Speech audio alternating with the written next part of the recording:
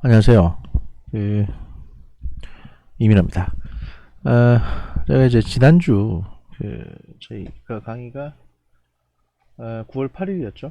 그 9월 8일 날 저희가 제가 9월 8일에 있는 주에 그 화요일 오전부터 이제 목 감기가 좀 와가지고 좀 목이 좀 문제가 있었습니다. 그래서 몸살에다가 목 감기 좀까지 좀 있어가지고 기침도 엄청 뭐 지금도 기침을 좀 하고 있는데 기침도 엄청 나고 목소리가 잘 안 나오더라고요. 그래가지고 그 강의 녹음을 좀 연기를 했습니다. 좀 연기하다가 저희가 오프라인 강의 같으면 이제 몸이 너무 안 좋으면 뭐 휴강을 하기도 하는데 온라인은 이제 휴강을 할 수는 없는 상황이고 그래서 이제 조금 연기하다가 이제서야 이제 녹음을 하고 있습니다.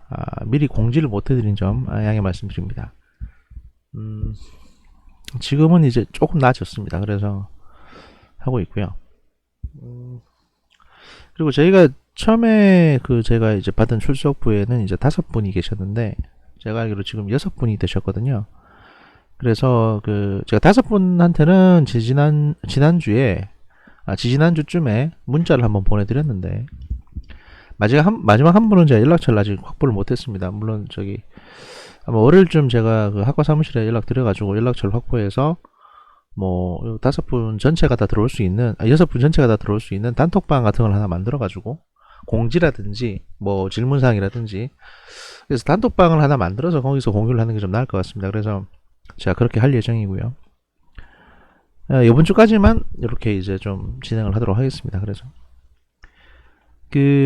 지금 코로나 관련해 가지고 상황을 좀 보니까 일단은 6주로 되어 있는데 그 전에 아마 해제가 될 것 같습니다. 그러면 해제되는 대로 바로 저희가 오프라인 강의 쪽으로 전환돼도 뭐 큰 문제는 없을 것 같습니다.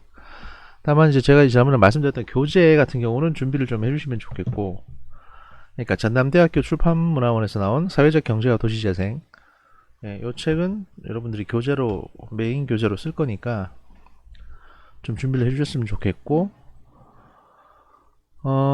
그 외에 이제 제가 지금 이렇게 이거 프린트는 아니고 이거 이제 스캔인데요. 스캔을 해놓은 자료는 뭐냐면 제가 이제 메인 교재 외에 별도로 그 강의 때 좀 디테일한 내용, 그러니까 도시재생에 관해서 디테일한 내용을 별도로 이제 강의 때 활용하기 위해서 제가 지금 구입을 한 그 교재가 하나 있습니다. 뭐냐면 부연사에서 나온 그 도시재생 사업 실무와 사례라는 책인데요. 그러니까 이건 가격이 좀 있습니다. 35,000원입니다. 그래서 이거를 굳이 구입하실 필요까지는 없을 것 같습니다. 도서관에 있는지 모르겠는데 이게 워낙 이제 해당 분야 전문적인 서적이 돼가지고 이것까지 여러분들이 구입하실 필요는 없고요. 다만 이제 부연사에서 나온 이 책을 도시재생 사업 실무와 사례, 이 책을 제가 필요한 부분이 있으면 강의할 때 필요한 부분이 있으면 이렇게 스캔을 해가지고 여러분들한테 띄워서 이제 보여드릴 수 있도록 하겠습니다. 오프라인 강의가 진행이 되면 그때도 제가 스캔한 걸 PT에 띄워서 이제 하면 되니까. 왜냐하면 이게 이제 일일이 다 이거를 또 잘라서 붙인다든지 또는 뭐 PPT로 만들려고 하다 보니까 시간이 너무 많이 걸립니다. 그리고 제가 이제 PPT가 익숙하지가 않습니다. 일단 예를 들면 한 10장짜리 PPT를 좀 볼만한 PPT를 만들려고 그러면 저 한 일주일 걸리거든요. 왜냐면 제가 따로 PPT 교육을 받은 것도 아니고 진짜 저한테 너무 힘든 일입니다. PPT는. 그래서 부득이하게 이럴 수밖에 없다라는 부분을 여러분이 좀 양해를 해주셨으면 좋겠습니다. 출석은 저희가 이 영상이 올라가면 보통 이 영상이 올라가는 시점에서 일주일 정도 안에 보시고 출석을 체크하시면 되고, 또 이제 그 안에 뭐 해외 출장을 가신다든지 뭐 다른 부득이한 사정으로 출석을 그때 못 체크하실 경우에는 저한테 따로 말씀 주시고 출석하시면 뭐 지각으로라도 이제 저희가 처리를 할 겁니다. 그러니까 뭐 너무 그렇게 스트레스 받지 마시고요. 예. 이 스트레스를 받게 되면 그냥 영상 올라오면 출석만 체크해 놓고 안 보는 분도 많으시거든요. 그렇게 되면 사실 여러분 스스로 공부하는 데 있어 가지고 오히려 해가 될 뿐입니다. 그래서 가급적이면 여러분들에게 스트레스를 안 들려고 하는 거니까 걱정을 하지 마시고요. 오늘 저희가 할 내용은 지난번엔 저희가 이제 사회적 경제와 도시재생에 일단 좀 관념적인 얘기들, 좀 기초적인 얘기들 좀 했죠. 그래서 이제 오늘은 그 도시의 세태와 도시재생의 개념, 그러니까 도시재생이라는 게 어떤 세부적인 개념을 갖고 있는지를 갖다가 여러분들과 같이 좀 고민을 해보고자 합니다. 그래서 이제 거기에 관련돼서 정리되어 있는 내용으로 제가 한 10한 몇 페이지 정도, 13, 14페이지 정도를 이제 준비를 했습니다. 얘는 뭐 도표도 있고 그 다음에 그 내용도 있고 하니까 제가 쭉 소개를 해드리면서 설명을 해드리려고 합니다. 그 도시의 세태와 도시재생의 개념 쭉 내려가서 그 도시의 성장과 세태 과정, 그러니까 도시의 성장 과정, 도시화의 의미, 도시화의 의미는 촌락이 도시로 변하고 전체 인구 중 도시 인구 비중이 높아지는 현상을 말하는 것으로 그 도시적 생활 양식이 확대되고 1차 산업에서 2차, 3차 산업 중심으로 도시가 변해가는 현상을 말합니다. 그러니까 예를 들면 그냥 여러분 머릿속에 있는 이제 시골, 농촌, 논이 있고 밭이 있고 몇몇 가구들이 있고 또는 뭐 축사가 있다든지 예를 들어서 이제 뭐 소, 돼지를 키운다든지 또는 대규모 농장이 있다든지 뭐 그런 식의 쭉 있고 그 다음에 그 가게들, 그러니까 편의점이라고 할 수는 없는 그런 일반 이제 슈퍼 같은 가게들이 한두 개 정도 있고, 이게 일반적인 이제 촌락이죠.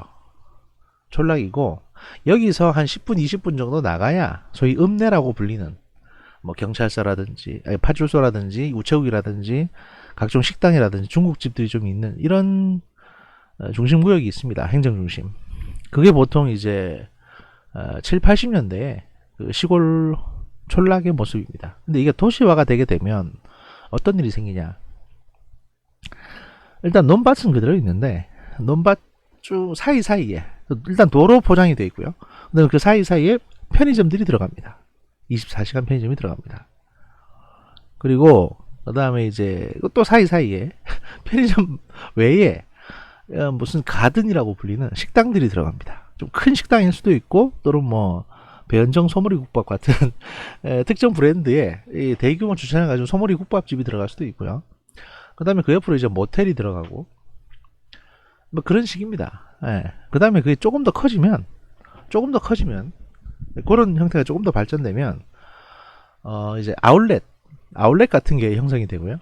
그 다음에 무슨 땡땡 손짜장 같은 또 땡땡 짬뽕 같은 이런 집들이 이제 뜬금없이 한두 곳들이 생기고 주유소가 생기고 이런 식으로 점점 이제 이 산업 자체가 1차 산업에서 2차, 3차 서비스업으로 그 도시 안에 식당이 막 생기고 각종 뭐 유흥시설이 생기고 하게 되니까 그걸 도시화라고 하는 겁니다.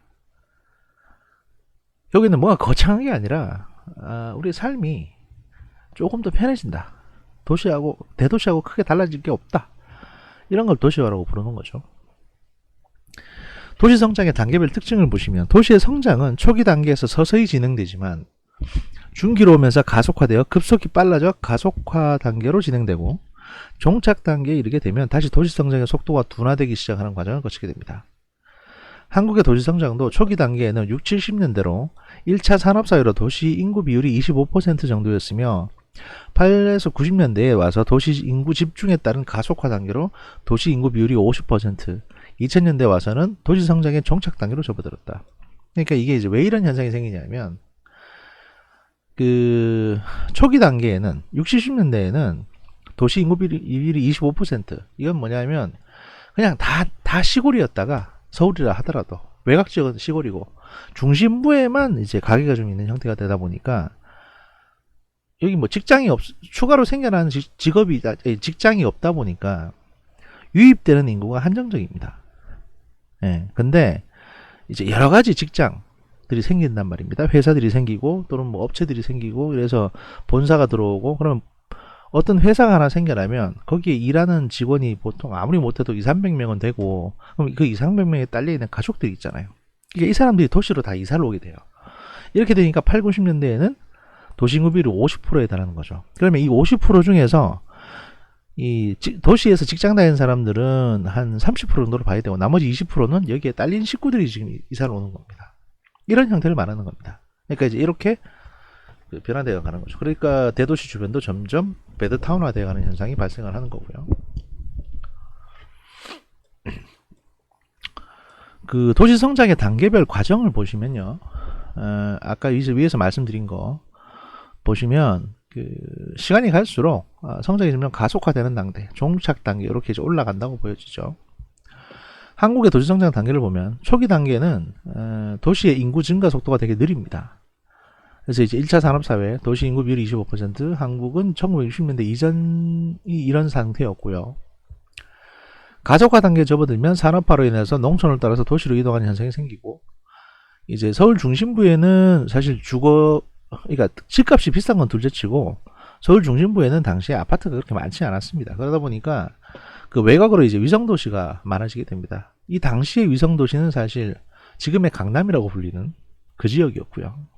또는 뭐 성동구 바깥쪽에 구이나 잠실 또는 저기 건대 입구 뭐 이쪽이 이제 이 외곽 지역이 되는 겁니다. 예를 들어서 성동구만 하더라도 지금은 성동구라고 하면 이제 한양대학교 부근 거의 거기에 한정되어 있는데, 사실 한 60년대에서 70년대에서 80년대까지만 하더라도 성동구라고 하면요, 지금의 이제 동대문구 옆에 있는 그 모든 지역이 다 성동구였습니다. 그러니까 구이, 그러니까 그 한강에서 한강 넘어가서 잠실 가기 이전까지 이제 지역들 건대, 구이, 뭐 성내 이쪽 전부 다가 다 성동구에 포함되어 있었거든요. 성의 동쪽이라는 뜻이죠. 그런 식으로 이제 하나의 행정구역, 그러니까 성동구청이 하나 있고 그 구청에서 관리할 수 있는 인구가 정해져 있는데 그 인구 비율이 얼마 안 됐다는 얘기입니다. 그러니까 이게 폭발적으로 인구가 늘어나니까 이제 구를 쪼갤 수밖에 없는 상황이 되는 거고요. 인구 대비해서 이제 보통 나눠지니까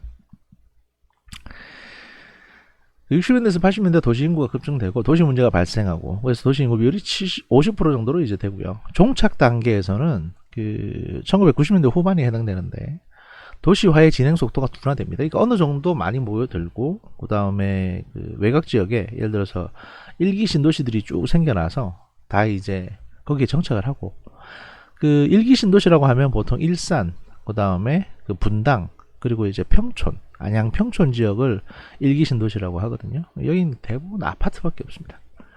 그래서 이쪽에 이제 다 안정화가 되는, 그래서 이 사실 수도권 지역에 거의 대한민국의 이제 도시 인구들이 거의 70% 정도가 지금 수도권 지역에 모여 살고 있는 형태가 되는 거죠. 그러니까 핵폭탄 한 3개 정도 떨어뜨리면 대한민국은 인구 절반이 사라지는 겁니다. 이거 사실 안보적인 측면에서 그렇게 좋은 건 아닙니다, 이게. 그래서 이제 가급적이면 좀 분산하자 뭐 이런 얘기도 나오고 있는 거긴 한데, 또 어떻게 보면 또 나만의 핵폭탄 떨어뜨릴 만한 사람이 없습니다. 하여튼 뭐 나중에 다른 기회가 있으면 그 안보 분야에 대해서는 설명을 따로 드리고요. 그 다음에 도시성장의 4단계 순환 과정에 대해서 보시면, 그 도시의 성장 과정은 일정한 단계를 거치면서 성장하고 발달하는데, 그러니까 이제 버그 등에 의하면 도시의 변화를 크게 4단계로 구분했습니다. 첫 번째 도시화 단계, Stage of Urbanization 이라고 하는 도시화 단계, 그리고 이제 근대화 단계, 그 다음에 탈도시화 단계, 그 다음에 재도시화 단계로 구분하고 있습니다. 첫 번째는 도시가 성장하는 과정에서 도시 중심의 성장이 외곽 도시 성장을 압도하는 단계를 말하고요. 두 번째 단계는 도시 외곽에 신도시 등이 건설되면서 외곽 도시의 성장이 도시 중심 성장을 압도하는 단계로 바뀌게 되고, 세 번째는 도시 중심의 노후화로 인해서 탈도시화 단계가 되는 거고, 마지막에는 다시 중심 도시로 재유입화되는 재도시화 단계로 순환 과정을 거치게 된다는 겁니다. 국내의 경우는 이제 7, 80년대 도시 인구 집중으로 도시 성장이 되다가 80년대 외부 신도시 건설과 2000년대 반도시화 현상이 생기고 2010년대 재도시화 단계로 순환 과정을 거치고 있다라고 이제 설명을 하고 있죠. 이게 그 이제 무슨 얘기냐면, 여기 보시면 뭐 이건 밑에 표를 보면서 다시 설명을 드릴 건데, 도시의 성장 쇠퇴 과정이라고 해가지고 뭐 인구가 집중되고 그 다음에 주변으로 인구 분산이 되면 성장률이 감소하게 되고 다시 이제 변화해서 다시 인구 유입되면 이렇게 다시 올라간다. 여기서 이제 도표화 하니까 사실 잘 이해하기 어려운데, 이게 뭐냐면 아까 말씀드린 것처럼 직장이 많아지니까 인구가 확 늘어납니다. 그러니까 중심에 너무 인구가 많이 늘어나니까 살 곳이 너무 부족하고 너무 집값이 비싸니까 이때쯤 신도시를 건설을 해서 경기도 이제 그러니까 서울 외곽 지역으로 경기도 지역에 신도시가 형성되니까 이쪽으로 인구가 확 빠져나가요. 그렇게 되면 어떤 일이 생기냐? 인구가 빠져나간다는 거는 이제 그 신도시 지역에 별도의 상권이 발생하지 않습니까? 상권. 그러니까 이제 무슨 말이냐면 80년대만 하더라도 그러니까 천 관련이나 뭐 옷 관련을 구매하려면 동대문을 가야 됐습니다. 동대문, 평화시장 이런 데를. 그런데 이제 이게 신도시가 건설되고 거기도 비슷한 형태의 이제 의류시장 같은 게 생기니까 동대문을 안 가도 되는 거예요. 그러면 동대문을 점점 사람이 안 가게 되고 그럼 동대문이 슬럼화 됩니다. 그래서 이게 사람들이 안 오니까 쇠퇴화를 하는 거죠. 그러다 다시 이제 2010년도쯤 들어와서 그러면 이제 이 쇠퇴한 동대문 지역의 어떤 그 산업을 이제 섬유산업에서 예를 들어 뭐 IT 쪽으로 바꾸자라고 해가지고 특별한 어떤 시장이 들어와서 이걸 IT 산업으로 바꾸게 되면 다시 이쪽으로 이제 인구가 확 들어오는 겁니다. 이런 똑같은 현상이 이제 전주 한옥마을에서도 있었고 손혜원 씨 같은 경우도 목포에서 이걸 한번 해보려고 하다가 지금 이제 유죄를 때려 맞으셨죠. 왜냐면 본인 명의로 하는 바람에. 이제 그런 겁니다. 보통 목포 같은 경우만 해도 처음에 이제 도시 중심부가 이렇게 되다가 그 이쯤에 와서 이제 목포에 그 신도시가 생기거든요. 그래서 그쪽으로 이제 사람들이 빠져나가고 아파트가 거기 생기니까 아파트가 생기면 술집이나 뭐 좀 괜찮은 집들이 생기죠. 예를 들어서 목포에 이제 구도심지에는 스타벅스가 없는데 예를 들면 신도심지에는 스타벅스, 맥도날드 이런 게 들어온다 그러면 젊은 애들이 다 그쪽 가서 놀죠. 그러면 당연히 구도심 지역에는 이제 점점 문 닫는 가게들이 늘어납니다. 그러면 점점 다 사람이 안 가게 됩니다. 사람이 없으니까. 가게도 없으니까. 그러다가 이제 다 망하고 나면 거기에다가 누가 와서 이제 새로운 걸 한번 시도를 해봅니다. 카페 골목도 만들고 왜냐면 다 망했으니까. 거기다 카페 골목도 만들고 갤러리도 만들고 이러다 보면 다시 이제 이 지역으로 또 사람들이 몰려든다는 거죠. 원룸촌이 형성되고 지금의 홍대나 이런 것처럼 이제 또는 뭐 경리단길이라든지 이런 식으로 다시 이제 살아나는 형태 이렇게 된다는 얘기입니다. 그걸 설명을 해드리는 거예요. 이게 어느 지역이나 다 마찬가지입니다. 그 한국 도시성장의 4단계 순환 과정을 도표로 해서 다시 보시면 첫 번째 도시화 단계. 산업화 시작에 따른 인구가 도시로 집중되는 시기로 농촌 인구가 상대적으로 감소하는 단계로 그 도시인구 집중 초기 단계 70년대고요. 이게 공업도시가 만들어집니다. 포항, 울산, 마산, 창원 같은. 그럼 이제 이쪽에 핵심 공업도시로 사람들이 몰려가는데 이게 대부분 다 뭐 혼자 사는 사람이거나 아직 뭐 젊은 애들이거나 뭐 이런 거예요. 이때 국민소득이 이제 $280였고요. 그 다음 단계 근대화 단계입니다. 산업화 발전에 따른 근교 도시의 발전으로. 그러니까 이쪽에 공장에서 일하는 사람들이 나이가 드니까 결혼을 할 거 아닙니까?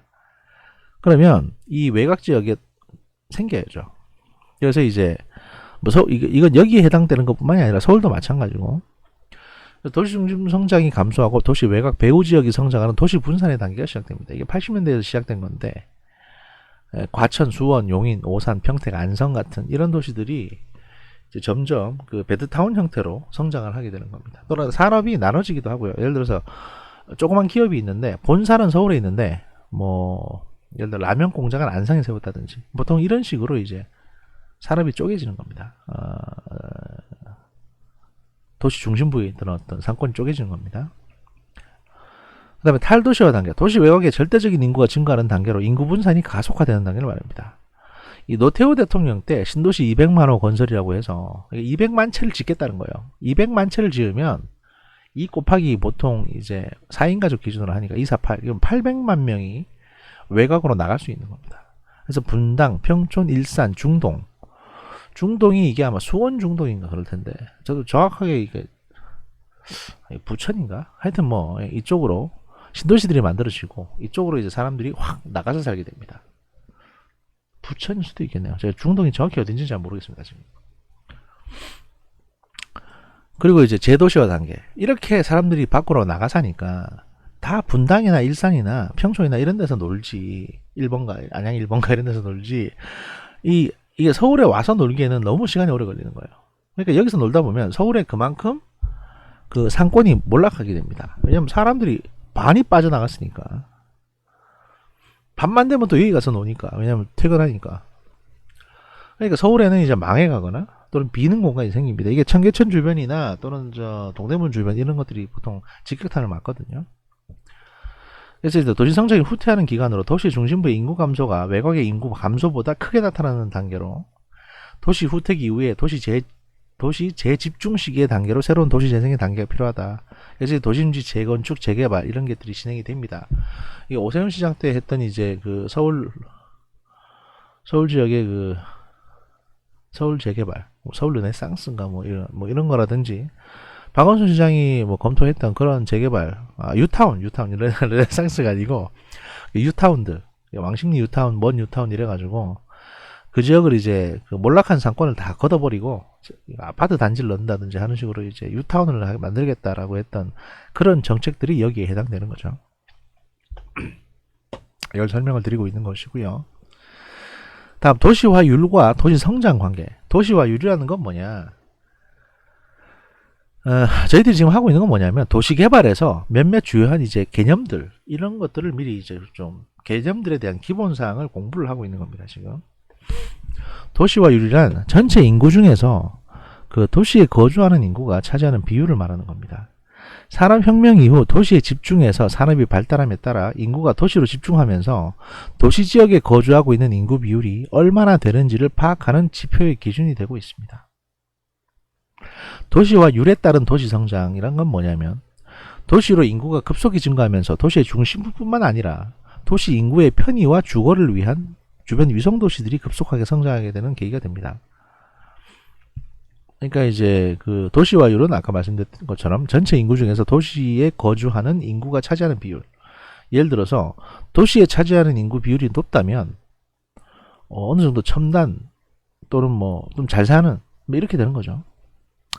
세계 주요 국가의 도시화율을 보면 평균적으로는 36%, 70년대에 이제 36%에서 2020년에 56% 정도 수준까지 올라왔습니다. 그러면 여기 평균에 오바되면 선진국이고 여기 평균에 미달되면 후진국이라고 보통 보여집니다. 예를 들어서 2020년에 세계 평균 56%에 미달되는 국가들을 보면 캄보디아, 인디아, 여긴 사실 사람이 많아서 이런 거예요. 그 다음에 과테말라, 그리고 부룬디 이런 나라들이 이제 좀 미달되는 부분이 있죠.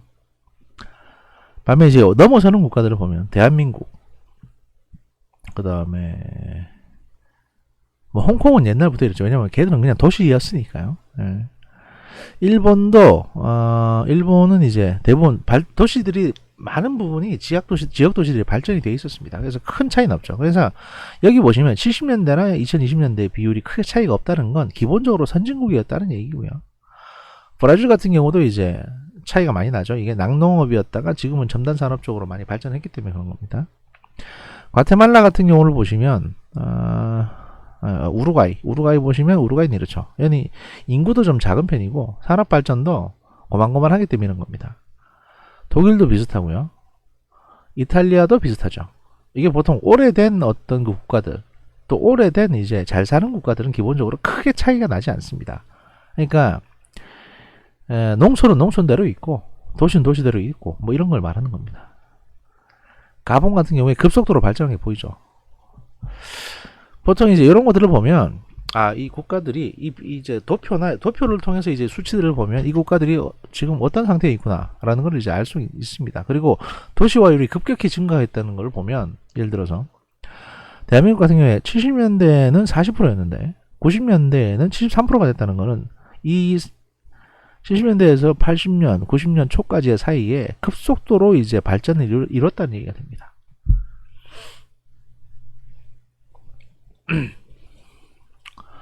세계 주요국가 한국의 도시화율 비교를 보시면 밑에 있는 어차피 내용하고 똑같은데요. 한국은 이제 밑에서부터 급속도로 성장하는 시기가 보이죠. 70년대에서 90년대. 이게 이제 사실 한국의 성장이 두드러졌던 시기고요. 또 수출이라든지 이런 것도 급속도로 늘어났던 시기에 해당됩니다. 특히 이제 뭐 전자산업, 반도체 산업 이런 쪽으로 해서 이제 우리가 많은 이득을 벌어들일 수 있었죠. 아세안 국가들의 도시화율을 보면요. 면적 대비 이제 도시화율을 볼 수 있는데 이게 좀 기울어져 있어가지고 싱가포르 같은 경우에는 면적이 아주 작습니다. 그 도시화율은 거의 100%. 사실 싱가포르는 그냥 도시국가니까요. 도시화율이 낮은 국가를 보시면 인도네시아 면적은 엄청나게 크죠. 이게 섬이 많습니다. 도시화율은 50 절반밖에 안 됩니다. 이거 대부분 자잘한 섬들이 많기 때문에 이런 일이 발생하는 겁니다. 태국도 사실은 태국은 이제 밀림이 많고요. 필리핀도 거의 비슷합니다. 라오스 뭐 이 지역 국가들이 대체적으로 농지가 많다든지 또는 이제 자연 환경 밀림 같은 게 많다든지 이렇게 되면 도시화율이 좀 낮을 수밖에 없는 겁니다. 도시의 쇠퇴 요인과 진단 기존 도시의 내외부적 쇠퇴 요인을 보시면 도시는 성장만 하는 것이 아니라 또한 쇠퇴하기도 합니다. 기존 도심의 쇠퇴 현상과 그 원인을 살펴보면 도시 내부 원인과 외부 원인으로 구분하여 볼 수 있습니다. 도시 내부적 원인으로는 먼저 물리적인 요인으로 건축물의 노후화와 공공기반 시설의 부족 현상 등이 있습니다.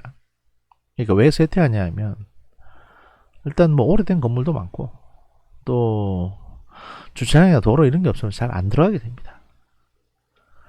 사회적 요인으로는 중심 시가지의 노후화에 따른 고령화, 그 다음에 이제 인접 배후 지역의 인구 부족, 경제적 요인으로는 노후화된 재래상권 등을 이제 들 수 있습니다. 그 외부적 원인으로는 도시 외곽의 신도시 개발로 위성도시가 발전함에 따라서 많은 기반시설과 편의시설들이 도심 중심부에서 주변 위성도시로 유출에 따른 이제 원인을 들 수 있습니다. 예를 들어서 엄청나게 맛집이 있는데 이게 서울 중심부에는 없고 다 뭐 여기 외곽 지역에 있으면 예를 들어 뭐 수원에 있고 맛집이 뭐가 있을까요 우리가 엄청난 맛집 뭐가 있을까 예를 들면 뭐 스타벅스가 엄청난 맛집이라고 가정을 합시다. 근데 얘들이 서울 시내는 없어요. 그리고 대부분 다 뭐 분당이나 평촌 이런 데 가 있으면 그 사람들이 그쪽으로 갈 수밖에 없죠. 뭐 그런 식입니다. 예를 들면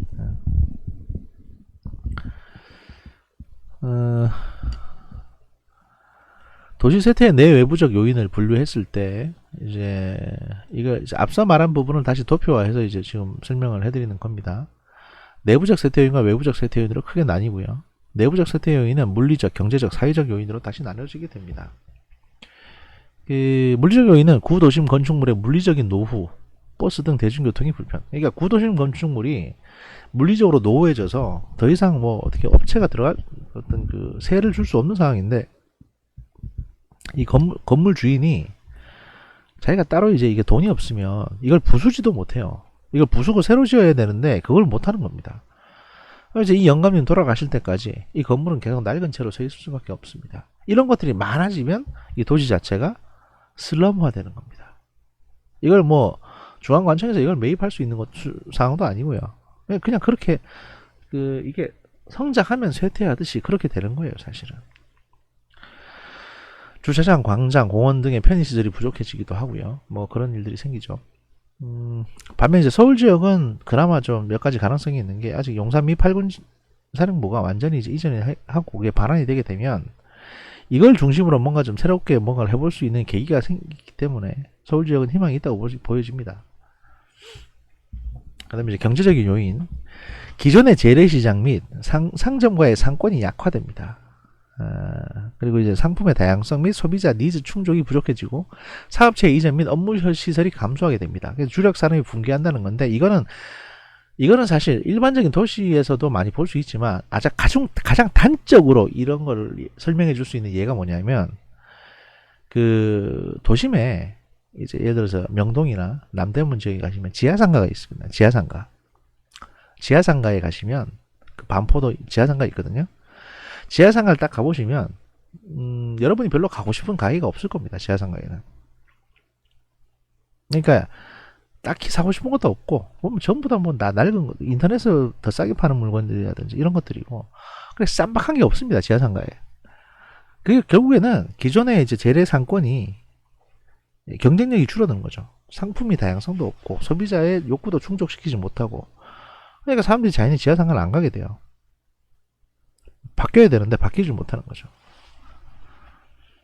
뭐 그런 걸 말씀드리는 거고 그게 한 예가 될 수 있고요. 사회적인 요인은 뭐냐? 구도심과 인접한 배후 상주 인구 규모가 감소하는 겁니다. 그러니까 서울 한가운데 사는 사람이 점점 줄어들어요. 그냥 밤만 되면 다 퇴근하고 저기 뭐 안양이나 평촌이나 이런 데 자기 집으로 가버리니까 서울 중심에는 집에 사람이 없습니다. 구도심의 역사 및 문화자원의 부족 및 정비 미비 이런 건 뭐 어차피 행정관청이 이제 좀 일 못할 경우에 발생하는 현상이고요. 고령화로 인한 도시재생 투자에 동의하지 않는 경우가 많다. 그러니까 아까 말씀드린 것처럼 이 건물이 낡으면 이걸 뭐 부수고 새로 짓든지 해야 되는데 이 영감님들이 아니 그 아까운 걸 왜 부수냐, 내 죽기 전에는 못 부순다 이렇게 되시니까 개발할 수가 없어요. 이렇게 되면 그 다음에 그분들이 또 뭐 빚이 많아 놓으니까 때로 뭐 대출로 어떻게 받아가지고 할 것도 없고 나이가 들면 의욕도 없어요. 나이가 들면 욕구도 없습니다. 뭔가 대출을 내가 받아서 이걸 새로 바꿔 지어가지고 크게 돈을 벌어봐야지 하는 그런 큰 의지가 없기 때문에 도심 한가운데 있는 게 뭐가 바뀔 수가 없습니다. 뭐 그런 부분이 있고요.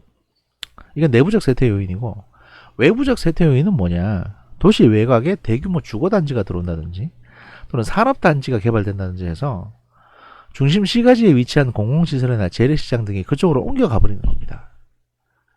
즉 도시 외곽 및 인접 도시에 대형 할인점이 출현한다. 예를 들어서 뭐 이케아, 코스트코 이런 게 들어오면 그 옆에 있는 아파트가 인기가 좋아지겠죠.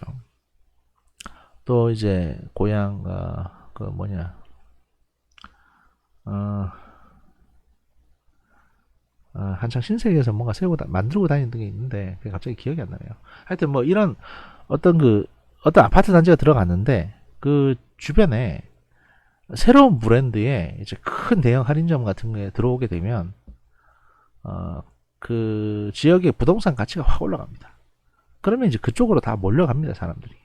이런 문제가 발생합니다.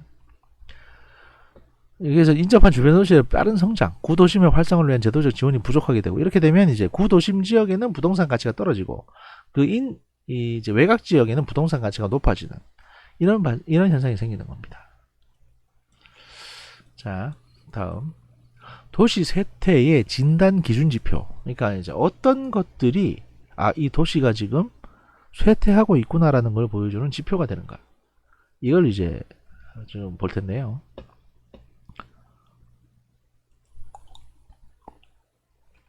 예, 도시 쇠퇴의 진단 기준 지표.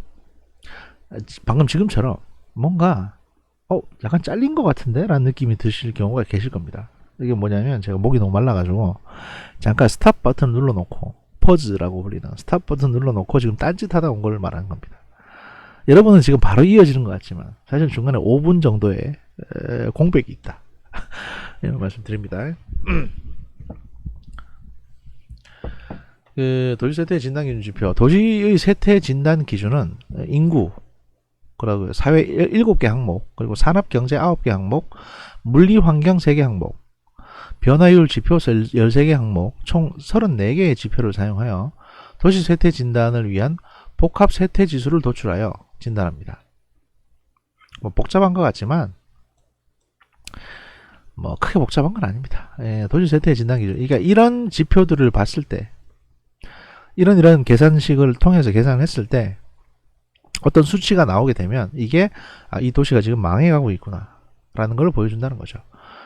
쉽게 설명드리면, 예를 들어서 우리 몸이 지금 이거 몸으로 예상합시다. 우리 몸의 세태 진단 기준이라고 했을 때 체중, 그 다음에 머리카락 숫자, 머리카락이 자꾸 빠진다. 그럼 이 인간이 점점 늙어가고 있구나, 또는 무너지고 있구나는 거. 그 다음에 기미 숫자, 그 다음에 이제 하루에 흘리는 침의 양, 그 다음에 손가락의 굵기가 점점 차이 나는 부분, 이런 것들을 가지고, 또는 이제 10층 정도의 계단을 올라가는데 걸리는 시간이 변화되는 것들, 이런 걸로 인간이 점점 쇠약해 가는 것을 진단할 수 있듯이 도시도 그런 지표들이 있다는 거죠. 이걸 따로 소개해 드리지는 않겠습니다. 그냥 여러분이 쭉 참고사항 보시면 됩니다. 연평균 인구 성장률, 순이동률, 전입되고 전출하는 거라든지, 노령화 지수, 그러니까 몇 세 이상의 인구가 얼마다, 몇 세 미만의, 그러니까 신규로 태어나는 애들이 얼마다, 이런 것들. 평균 교육 연수, 그러니까 재학생이 몇 명이다. 또 독거노인 가구 비율. 독거노인 가구 숫자가 많아지면 이 도시가 기본적으로 쇠퇴하고 있다고 보게 되거든요. 그 다음에 인구 1000명당 기초생활보장 수급자 수, 이것도 숫자가 늘어나면 이 도시가 쇠퇴한다, 이렇게 보통 본다는 겁니다. 그 그다음 산업경제 측면에서는 인구 1000명당 종사자 수. 예를 들어서 인구 1000명당 지금 취업해서 일하는 사람이 몇이냐. 사업체당 이제 종사자 수, 사업체 숫자, 제조업 종사자 비율, 고차 서비스 종사자 비율, 뭐 금융, 보험, 부동산 이런 서비스 비율이 종사자 비율이 늘어난다는 건 이 도시가 그래도 아주 괜찮다는 걸 보여주는 거겠죠. 또 인구 1000명당 도소매 종사자 수. 이거 뭐냐면 1000명당 편의점이 몇 개나 있느냐 이런 걸 말하는 거예요. 또는 뭐 식당이 몇 개나 있느냐 이런 거. 재정 자립도. 그러니까 국가에서 보조금 안 받고 자기가 이 도시가 직접 법인세라든지 이런 세금을 걷어가지고 자립 재정을 할 수 있는지 부분. 1인당 지방세. 이게 인구가 세금 내는 인구가 얼마나 되는지. 그다음에 지가 변동률, 부동산 변동률, 1인당 보험료 수치 같은 것도 내게 되거든요. 그러니까 좀 잘 살고 그다음에 직업도 좀 뭐 괜찮고 이러면 보험료를 많이 내겠죠. 여러 가지 보험에 가입하실 테니까 그런 걸로 이제 수치화 시켜서 이걸 지표로 보통 분석을 하고요. 물류 환경이 이제 노후주택 비율, 낡은 집들이 얼마나 많은지, 전체 주택수 중에, 그다음에 새로 지어지는 집 비율, 그다음에 빈집 비율, 그다음에 변화는 이제 비율 지표라고 해서 뭐 이게 예를 들어 2000년도에는 이렇게 했는데 2005년도에는 이런 차이가 나고 있고, 그래서 이제 5년에 한 번씩 측정해가지고 이 지표상의 수치가 떨어지면 이게 도시가 망해가고 있구나. 보통 이렇게 본다는 겁니다. 이런 걸로 측정할 수 있다는 거고요. 그 한국의 도시재생특별법상 도시재생 활성화 지역 도시 쇠퇴 지정 기준, 이건 이제 법에 정해져 있는 도시재생특별법이라고 있는데,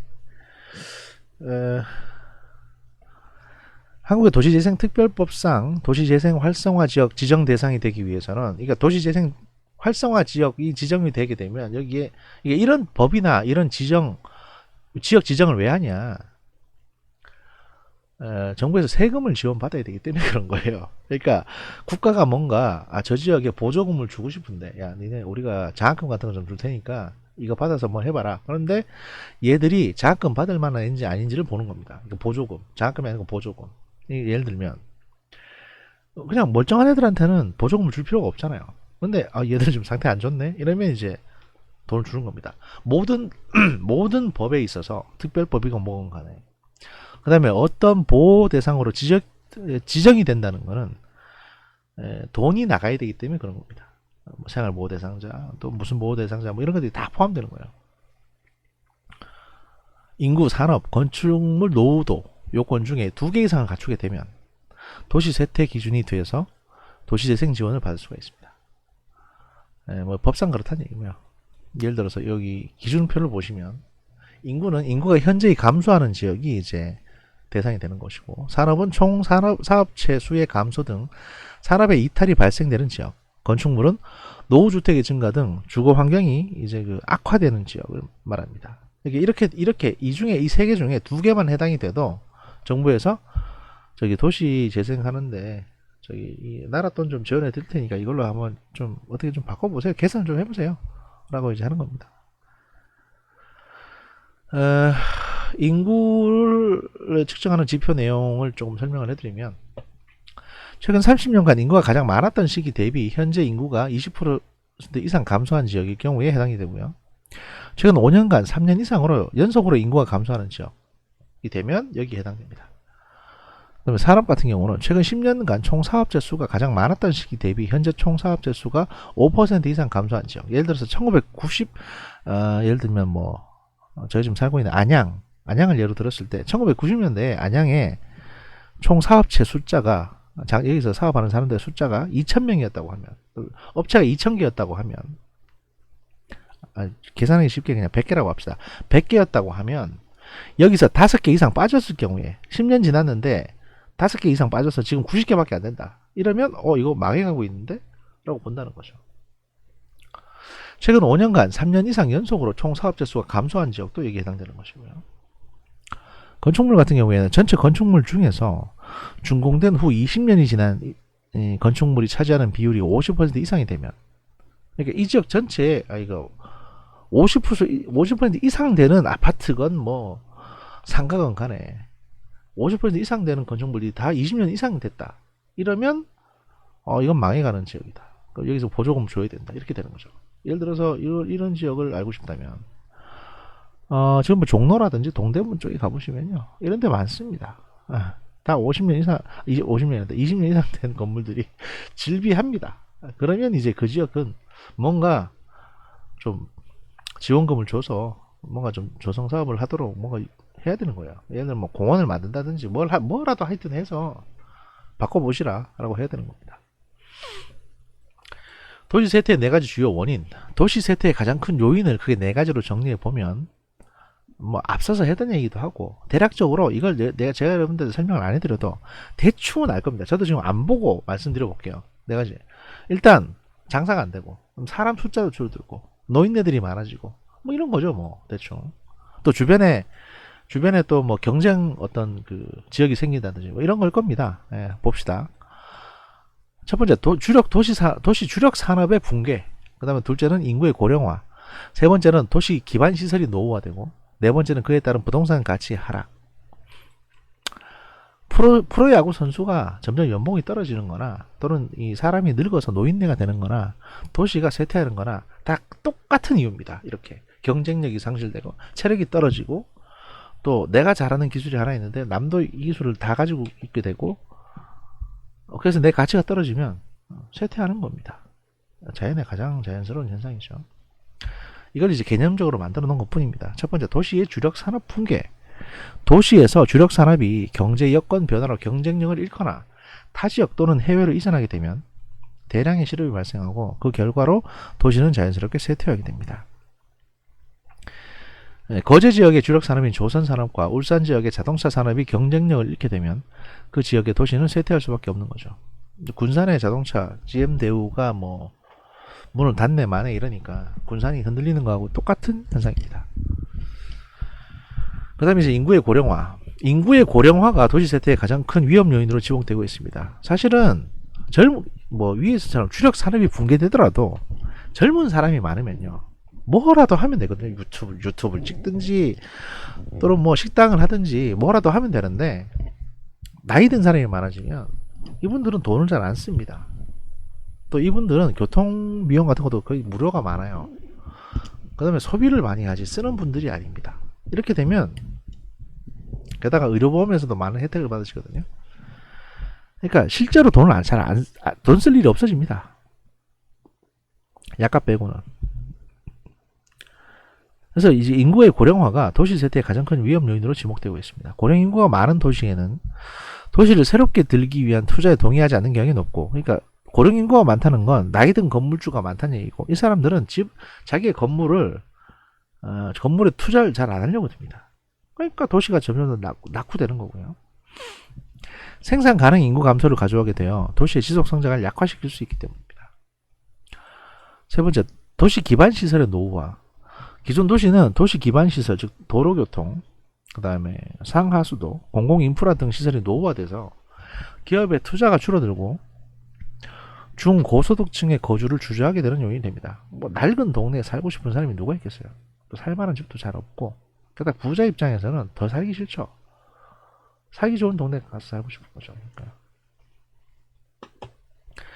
네 번째, 부동산 가치 하락. 도시가 노후화돼서 그 지역의 토지나 주택의 부동산 가격이 장기간 하락하게 되면 도시는 쇠퇴할 수밖에 없습니다. 이건 뭐 어떻게 가장 상징적인 부분인데요. 예를 들어서 이제 건물주가 있습니다. 한 10억짜리, 한 15억짜리 상가, 조그만 상가 하나 가지고 있어요. 그래서 여기에서 이렇게 뭐 따박따박 이제 월세를 받아가지고 사시는데 점점 장사가 안 됩니다. 여기 들어온 어떤 그 식당이나 얘들 한 3층짜리 건물이라 그러면 1층에는 식당 2개 들어오고, 1층에는 이제 식당 하나, 편의점 하나, 2층에는 뭐 학원, 3층에는 뭐 태권도장 이런 게 들어왔다고 합시다. 그러면 사람이 없어지고 나이 든 사람이 많아지면 태권도장을 누가 옵니까? 학원도 누가 와요? 게다가 편의점에 어쩌다 한 번씩 라면이나 담배나 사러 오지 장사도 잘 안 되고 식당에서도 밥 먹는 사람도 별로 없고, 이러면 기본적으로 이 월세를 줄여줄 수밖에 없어요. 월세가 줄어든다는 거는 이 건물의 가치도 하락한다는 겁니다. 그렇게 점점 도시는 쇠퇴하는 겁니다.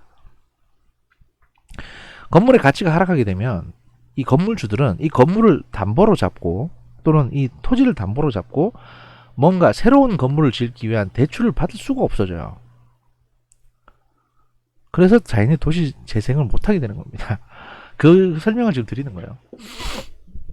특히 국내 도시들은 부동산이 장기간 하락으로 이어지면 도시 성장과 재생 투자를 위한 공공재원과 복지 비용을 확보할 수가 없기 때문에 도시는 쇠퇴할 수밖에 없습니다. 이건 뭐 시가가 떨어지면 뭐 공공재원이나 복지 비용이란 결국에는 뭐냐면 저리로 작은 이자로 낮은 이자로 돈을 빌려주는 거거든요.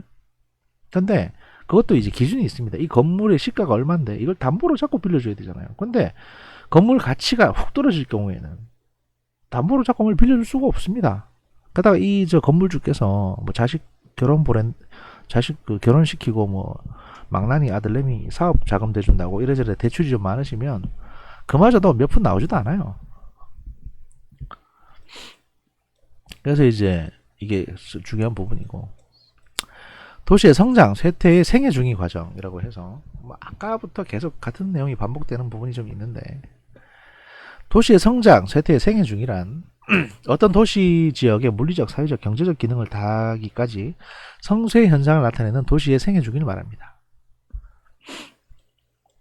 예를 들어서 뭐 여기 도표로 보여드리고 있는데, 그리고 그래프로 성장기, 성숙기, 쇠퇴기, 여기에서 한번 스스로를 한번 리빌딩을 하면, 리모델링 같은 걸 하면 다시 이제 떡상을 할 수 있는 거죠. 재개발로. 예를 들어서 여러분이 직장생활을 하고 있는데 처음에 들어가서 신입사원들 열심히 일하고 정점에 달했다가 또 여러분보다 잘난 신입사원이 들어올 거 아닙니까? 그러면 회사에서 점점 쇠퇴를 하게 됩니다. 이쯤에서 여러분이 중국어를 배운다든지 일본어를 배운다든지 해가지고 한번 다시 내 능력을 과시할 일이 생기면 다시 확 뜨는 거고, 이게 아니다 그러면 계속 천덕꾸러기로 남다가 정년퇴직하는 거고, 이렇게 간다는 걸 말하는 거예요. 도시도 마찬가지다. 도시의 생애 중의 단계별 내용을 봤을 때 이걸 다시 이제 그래프가 아니고 도표로 만들어 놓은 걸 보시면, 표로 성장기, 신도시 개발 시기의 전형적인 양상이고, 수명 주기는 15년에서 20년. 20년 정도는 만들어 놓으면 성장한다는 거죠. 신시가지, 신도시로 새로운 지역 기능이 형성이 되는 시기고, 부동산이 상승하고 투기 현상이 발생을 하게 됩니다.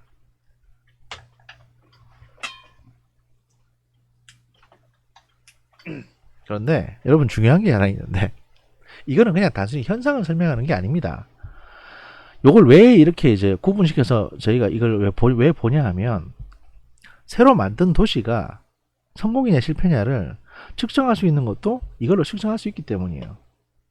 무슨 말씀이냐면, 지금 전국의 지역별로 혁신도시가 있습니다. 뭐 나주 혁신도시라고 해서 한전이나 이런 에너지 기업들이 가 있는 지역도 있고, 울산에도 제가 알기로는 혁신도시가 있습니다. 신도시, 진주에도 있고요. 이렇게 새롭게 만들어진 지역 소위 혁신도시가 성장을 하냐, 아니면 지금 만들어 놨는데 망해가고 있느냐를 갖다가 보는 지표가 이런 것들이 되는 겁니다. 예를 들어서 이 혁신도시에 신시가지가 막 활성화되고, 또 사람들이 모여들어서 부동산 가격이 높아지고, 또 어떤 점포나 이런 데 공실이 없고, 심지어는 이제 막 사재기 하는 현상까지, 그러니까 막 사람들이 미어 터지는 현상까지 발생하면 잘 되는 건데, 제가 알기로 지금 나주나 이런 혁신도시들이 이런 상황이 아니거든요.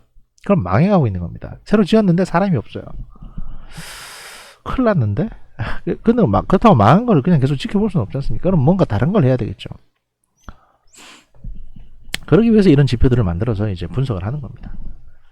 단순히 발생한 현상을 그대로 옮겨놓기만 한 건 아니에요. 그러니까 성장기가 이렇고, 성숙기, 지가의 가벼운 상승과 안정시기, 그러니까 늘 약간 높아져 있는 분당 같은 경우 부동산 비용이 수명 주기는 20에서 25년, 신도시 성장기가 되고, 부동산 가격이나 지역 기능이 이제 절정기, 예를 들어서 뭐 분당이나 일산 이런 데 가면 맛있는 맛집도 많고, 좋은 주택, 전원주택도 많고, 비싼 집도 있고 뭐 그렇잖아요. 그럼 그런 걸 말하는 거고요. 쇠퇴기, 여기 기가라고 되어 있는데 지가입니다. 그러니까 부동산 가격이 하락되는 부분. 건물의 경제적 내용 연수 경과 및 노후화, 지역 주민의 사회적 경제적 지위 변화, 그러니까 지역 주민들의 사회적 경제적 지위가 다 나이 든 사람이 많아지고 은퇴자라든지 또는 뭐 이런 단순 노동에 종사하는 사람들이 발생하게 되고, 이렇게 되면 이제 보통 정년퇴직한 사람들이 많아지는 경우가 이제 이런 경우에 해당되고요. 재개발 리모델링이 간혹 진행이 되고, 또 새로운 성장의 가능성이 이제 잠재적으로 발생하는, 예를 들어서 가장 대표적인 예가 제가 지금 살고 있는 이 안양 지역인데, 안양은 신도시라고 할 수 있는 평촌이 있고 구도심 지역이라고 하는 이제 그러니까 마란구는 보통 구도심 지역이고 동안구는 이제 신도시 지역입니다. 통상 이 세택이에 해당되는 지역이 이제 안양시 마란구 안양역 주변으로 해서 안양 1번가니 뭐니 해서 그 지역 주변들이 대충 다 지금 이런 형태입니다. 건물들이 다 낡았고 그 사시는 분들이 다 은퇴자거나 나이 드신 분들이 많고 뭐 이런 식의 이제 좀 시기를 겪고 있습니다. 그 다음에 천익이라고 해서 이제 변화 시기, 변화가 되는 부분, 가벼운 집가 상승 현상이 나타나는 시기, 이주민의 손바뀜이 활발한 시기, 재건축 재개발이 돼서 새로운 성장기가 되는, 이거를 보통 나타나주는 지역이 경리단길이나 뭐 이런 거를 할 수 있을 텐데요.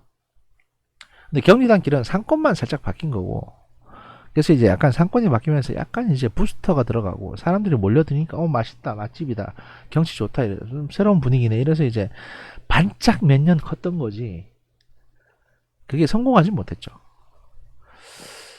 지금 천익에 해당되는 도시가 사실은 많지는 않습니다. 왜냐하면 이게 왜 그러냐면 우리나라의 신도시가 연수 보시면 아시겠지만 새로 만든 게 20년. 그래서 지금 딱 지금 한국의 대부분의 신도시들이 구도심이 신도시가 된 게 딱 지금 요까지 지금 맞물려 있거든요. 그러니까 이거 아직 발생하지 않았어요. 이제 앞으로 이런 현상이 생기겠죠. 그걸 보여주는 겁니다.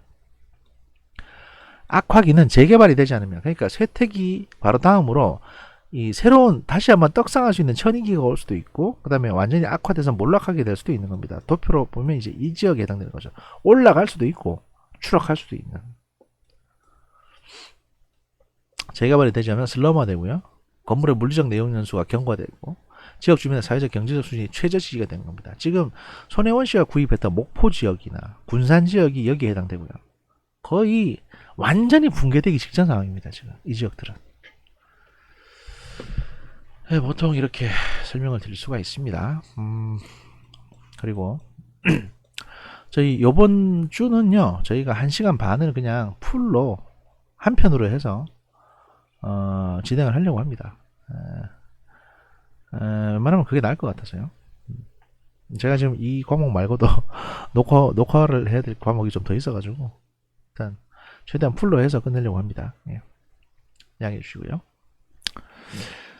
도시재생의 개념, 이제서야 도시재생의 개념으로 저희가 들어왔는데요.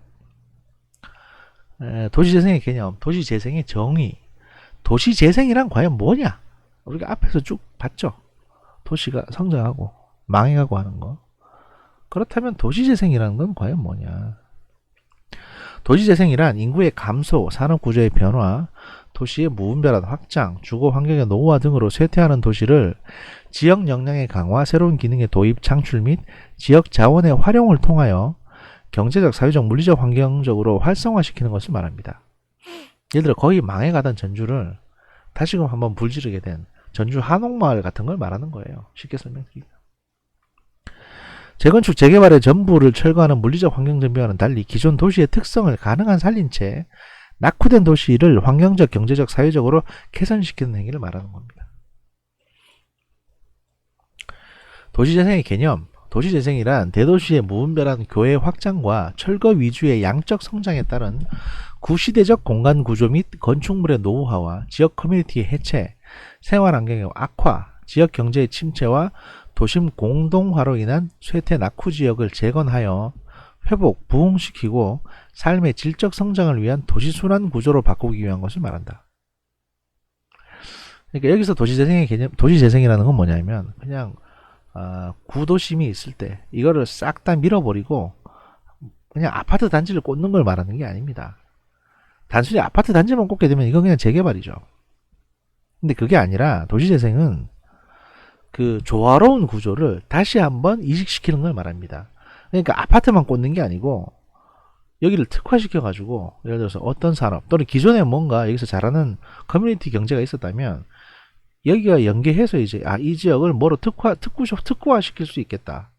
또는 커뮤니티가 없으면 갖다 심으면 됩니다. 커뮤니티를. 예를 들면 지금 전주 한옥마을 같은 경우도 그렇고 목포 구도심 지역도 마찬가지인데 거기도 이제 서울에서 젊은 예술가들이 내려와서 공방을 만든다든지 해가지고 공방이 좀 늘어나고 있는 추세였습니다. 그래서 그런 공방들이 늘어나면 거기서 만든 자잘한 소품들이나 또는 이제 독특한 상품들을 팔 수 있는 거죠. 통신 판매를 그러니까 뭐 온라인 판매를 통해서 판다든지 이런 식으로. 또는 이제 그런 공방들이 많아지고 카페가 많아지고 하면 사람들이 그쪽으로 모여들겠죠. 지금 강릉 지역의 카페 골목이 한때 부흥했던 것도 바로 그 때문이고요. 이런 식으로 테마화해서 발전시키는 걸 말하는 거지, 도시재생이 단순히 여기다 아파트 단지 꽂는다 이건 아닙니다. 이런 개념하고 차이가 있는 겁니다. 해외 선진국 영국, 일본, 영국, 미국 등의 도시재생 경우를 보면 여러분이 앞으로 이제 사례 연구를 통해서 보셔야 될 게 바로 이것들입니다. 1940년 전후 복구와 1950년대 대부분의 대도시의 무분별한 교외 확장으로 도심의 쇠퇴 현상은 도심 직장인들의 원거리 통근 및 수송을 유발시켜 교통 혼잡과 에너지 자원의 낭비, 공해 등의 사회적 문제 현상을 초래하게 되었습니다. 반면 도심지는 기반 시설이 노후화되고 상업 기능이 쇠퇴되고 도심 공동화 등에 따른, 그러니까 여기서 말하는 공동화는 뭐냐면요, 이 빈 공처럼 되는 겁니다. 공동, 그러니까 텅 비어버린 등에 따른 도시의 쇠퇴는 경제적, 환경적, 사회적 문제를 야기하게 됩니다.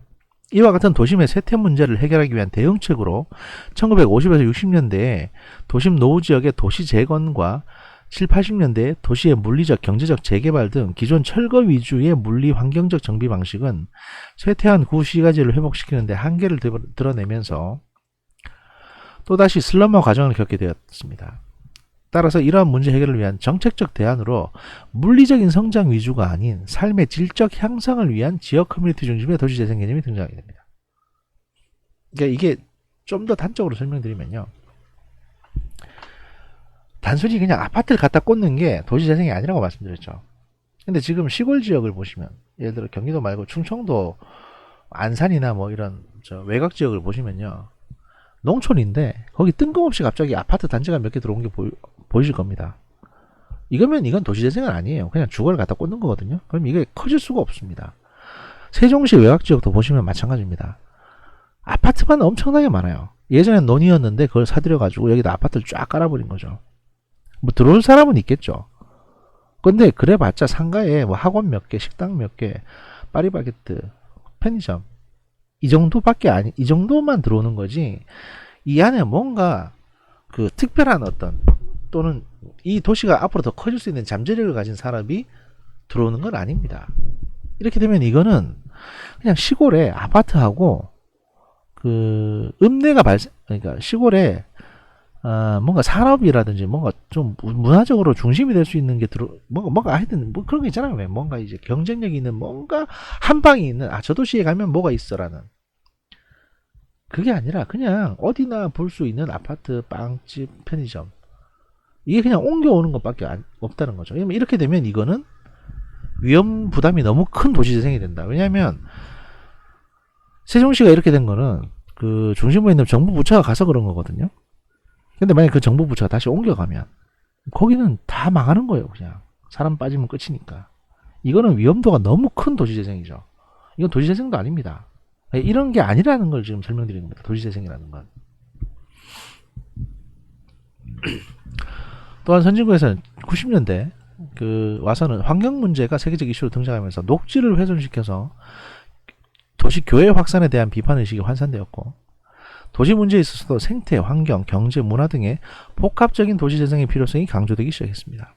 이에 따라 도시재생에 대한 개념도 영국에서는 근린지역 재생운동, 미국에서는 중심시가지 활성화 사업, 일본에서는 마을 만들기 운동 등으로 도시 개발의 개념이 도시재생과 연계되어 추진되어 왔습니다.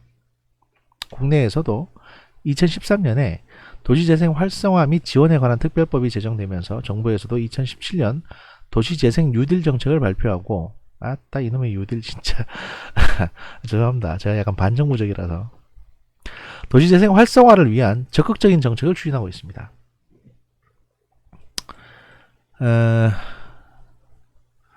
도시재생의 개념의 순환구조, 이건 뭐 제가 아까 말씀드렸던 거니까 그냥 보시면 됩니다. 그냥 이렇구나.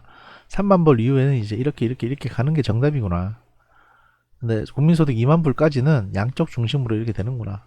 보시면 되고요. 도시재생의 목적이 뭐냐? 도시재생의 목적은 노후되고 낙후된 도시의 물리적, 환경적, 산업, 경제적, 생활, 문화적으로 도시 환경을 개선하기 위한 것의 목적이 있습니다. 또한 도시재생은 노후 도시의 자생적 성장 기반을 확충시켜주고 도시 경쟁력을 제고하고 지역 공동체 회복을 통한 일자리 창출을 위한 것에 그 목적이 있습니다. 즉 도시재생의 목적이라는 것은 그 도시 커뮤니티 유지 및 활성화의 과정으로서 기존 거주자의 지속적인 생활 여건 확보의 물리적인 측면, 사회 문화적인 측면의 기능 회복과 도시 경제 회복 측면을 동시에 고려하기 위한 것에 그 목적이 있는 겁니다. 예를 들어서 이거를 목포에 대비시켜 보시면 휴대 목포가 있는데 그 목포를 재생하고자 하는 것은 뭐냐? 목포의 구도심 지역에 그냥 아파트 단지를 꽂는 게 아니라 그래서 사람은 가능한 한 많이 모으겠다는 게 아니라 목포에 맞는 목포 산업에 맞는 적합한 뭔가를 고민해서 만들겠다는 거죠. 그게 도시재생이라는 겁니다. 계속 반복되는 개념인데 사실은. 그러니까 여기서 왜 계속 반복하냐 하면 그냥 쉽게 생각하듯이 그냥 예산 투입해가지고 건물 왕창 짓는 게 도시재생이 아니라고 말하는 거예요. 생각을 좀 하고 건물 지으라는 겁니다. 그러니까 여기에는 뭐를 만들어야겠다는 생각을 하고 그럼 어떤 사람을 유치시켜야 되겠다. 그러면 이런 건물 짓는 게 맞겠다. 대표적인 예로 뭐가 있었냐면 광주 지역에 뭐 식품 클러스터 이런 게 있죠. 전남 광주 지역에 식품 산업 클러스터를 만들겠다. 또는 에너지 클러스터를 만들겠다고 하면 그럼 식품 산업에 관련된 것들을 뭔가를 특화시킬 수 있을까라고 고민해서 광주에서 내놨던 게 뭐냐면 할랄 푸드 단지를 만들겠다. 예를 들어서 우리나라가 사실 뭐 이슬람 쪽이 그렇게 많은 건 아닙니다. 그러다 보니까 할랄 그 푸드에 대해서 그렇게 크게 신경을 안 써왔어요. 예를 들어 할랄 식품을 만들려면 이슬람에서 이제 허용이 되는 이슬람인들이 섭취할 수 있는 식품을 만들려면 그 예를 들어서 뭐 동물을 도축한다든지 했을 때 이슬람 쪽에 그 어떤 그러니까 이슬람 사람이 와서 그 자격을 갖춘 이슬람 사람이 와서 동물을 도축해야 되거든요. 그런 게 있습니다. 그래서 이제 그걸 만들려고 했는데 호남에서 할랄 푸드 단지를 만들려고 했습니다. 그래서 할랄 푸드를 생산해가지고 자체적으로 소비하는 것보다 동남아시아 지역이나 중동에 많은 이슬람인들이 있으니까 걔들한테 수출하려고 그 계획을 짰던 거예요. 그런데 무슨 일이 발생했냐? 이 호남 지역에 이제 기독교 단체에 계시는 분들이 아니 호남에 그 광주에 할랄 푸드 단지를 만들게 되면 나중가 광주인가 만들게 되면 거기 이슬람 사람들이 와서 살게 되는 거 아니냐? 그걸 만들어야 되니까 뭐 이슬람 이맘이라고 하는 이슬람 학자들하고 할랄 인증해주는 기술자들하고 아니 그러면 그 이슬람 사람들이 그 이교도들이 몇천 명이나 와서 광주 지역에 살게 될 텐데 우린 그걸 못 본다. 게다가 그 사람 중에 테러범이 있을지 알지 어떻게 하냐는 식의 진짜 막말 같은 막장 같은 소리를 했습니다. 지금으로부터 한 3년 전에요. 그래서 결국에는 그 할랄 푸드 단지가 유야무야 됐습니다. 그러니까 이런 속 터지는 일이 생기는 겁니다. 무식하면. 아무튼 도시재생이라는 거는 그 지역에 뭔가 특화돼서 계속 정부에서 뭔가 계속 지원금을 내려주지 않더라도 이 지역에서 돈을 벌어서 수출을 한다든지 할 수 있는 어떤 그런 독특한 형태의 이 지역만 할 수 있는 특화된 형태의 이제 사람을 만들어주는 게 도시재생의 목적이라는 거죠. 지금 그 말씀을 계속 드리려고 하는 겁니다. 다시 도표로 도시재생의 목적, 물리적, 환경적, 산업, 경제적, 생활, 문화적으로 나눠지고 도시재생의 목적은 물리적, 환경적으로는 토지 이용의 고효율화, 건축물, 기반시설이 정비되고 환경 부하가 저감되는 어떤 목적. 그러니까 예를 들어서 낡은 건축물들이나 낡은 시설이 계속 운영이 되면 환경도 계속 안 좋아집니다. 왜냐면 그 이전 그 환경 기준에 맞춘 어떤 그 뭐 공해 배출 시설이라든지 이런 게 낙후된 것들이 달려있을 테니까 공해 물질이 엄청나게 뿜어져 나와요. 낡은 차 몰고 다니는 거하고 똑같은 겁니다. 근데 이거를 재생시켜서 새로운 산업단지가 들어오게 되면 거기는 바뀐 환경 기준에 의한 건물이나 시설이 들어올 테고, 그러면 당연히 이제 좀 더 친환경적인 어떤 그 산업단지가 운영이 되겠죠. 예, 그다음에 산업경제적 측면에서는 신산업 및 일자리 창출, 그다음에 지역 상권 확대 및 재창출, 그리고 기존 경제 활동의 재활성화, 뭐 이런 것들이 있고요. 생활 문화적으로는 문화, 복지, 교육 환경이 쇄신됩니다. 보통 학교도 새로 들어오게 되고 또 문화적으로도 좀 커지고, 사실 학교라는 것도 마찬가지예요. 뭐 8학군, 7학군 좋은 학군 얘기 많이 하시는데 이거는 학교가 중요한 게 아니라 거기에 가서 공부하는 학생들의 수준이 어느 정도냐, 이게 중요한 거거든요. 예를 들어서 도시 재생이 잘 돼가지고 새로운 사람이 들어오고 젊은 사람이나 좀 똑똑한 사람들이 많이 오게 되면 거기 자식들은 다 똑똑하다고 보통 평가되니까 똑똑한 애들이 모여서 공부하면 그게 좋은 학교가 되는 겁니다. 원래 다 사람이 좌지우지하는 거니까요. 여러분 중에서도 아마 미혼이신 분도 계시고 결혼하신 분도 계실 텐데 뭐 살아보시니까 아시겠지만 사실 사람이 전부입니다. 그죠? 여러분이 만약에 지금 살고 있는 배우자가 있을 때, 남자친구가 있을 때, 아 얘가 그냥 저기 그 조승우인가? 그 왜 지금 비밀의 숲에 나오는 황시목 있잖아요. 이 정도 얼굴만 돼도 내가 스트레스 안 받고 살겠다, 이런 생각을 하시지 않습니까? 그거하고 똑같은 겁니다. 사람이 전부다. 네. 왜냐면 또 바꿔 생각해보면 그 배우자는 여러분을 보면서 그런 생각을 안 하겠습니까? 그러니까 다 똑같은 거다. 다 여러분의 선택이다. 이런 말씀을 드리고요. 그래서 쇠퇴 진단을 통한 도시재생의 목표 도출이라고 해서 예를 들어서 이제 요거는 설명을 좀 드려야 될 것 같은데, 잠시만요. 잠시만요. 네, 그 쇠퇴 진단을 통한 도시재생의 목표 도출 보시면요. 쇠퇴 진단은 어떻게 하느냐? 아까 말씀드린 것처럼 공간 환경 같은 경우는 주거 공간의 노후화, 쇠퇴한 상가지구, 안전이나 쾌적한 공간이 부족해지고 도시 기반 시설이 부족해지는 거, 아 이게 망해가고 있구나라는 걸 보여주는 거고, 지역 경제적 측면에서는 도심 산업이 쇠퇴되고 경제 활동 인구가 감소하고 또 노동력 자체가 이제 노령화가 되고 문화 전당 연관 산업지구가 부재하게 되고, 지역 공동체적 입장에서는 도시 공동체 차원의 갈등이 발생합니다. 예를 들어서 구 공동체하고 새롭게 들어온 이제 뭐 공방이나 뭐 이런 거 하려는 사람들 간에 갈등이 발생하게 되면 이게 이제 지금 상태가 안 좋고 쇠퇴하고 있다는 게 되는 거예요. 계층 간의 분리, 인구 유출의 증대, 이웃과 어울리지 못하고 어울림이 빈약해진다, 뭐 이런 것들. 그래서 이제 계획을 세웁니다. 어떻게 할 거냐. 공간적인 측면에서는 주민의 자발적인 참여 기반을 조성하고 문화의 전당과 연계를 통한 도시산업화 활성, 도심산업 활성화를 준비하고, 그다음에 지역 주민 풀뿌리 네트워크와 협력을 해서 어떻게 이제 이 부분들을 해결할 것인지를 고민해보고, 그다음 물리적 재생, 경제적 재생, 사회적 재생이 들어가면 이제 여기 공간 환경에서는 이제 정주 환경의 조성, 그러니까 안정적으로 주거할 수 있는 환경을 조성하는 거죠.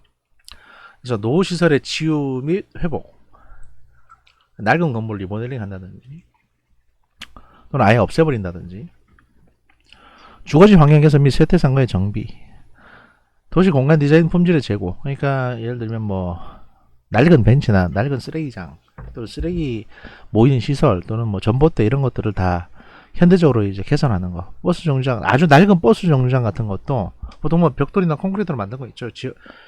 변두리에 가면 이런 것도 이제 좀 최신형 유리나 이제 금속 소재로 된 최신형으로 바꾸고, 하여튼 딱 봤을 때 여기 좀 뭔가 좀 돈을 좀 썼다 라는 느낌이 되는 그런 지역으로 이제 바꾼다는 걸 얘기하는 겁니다.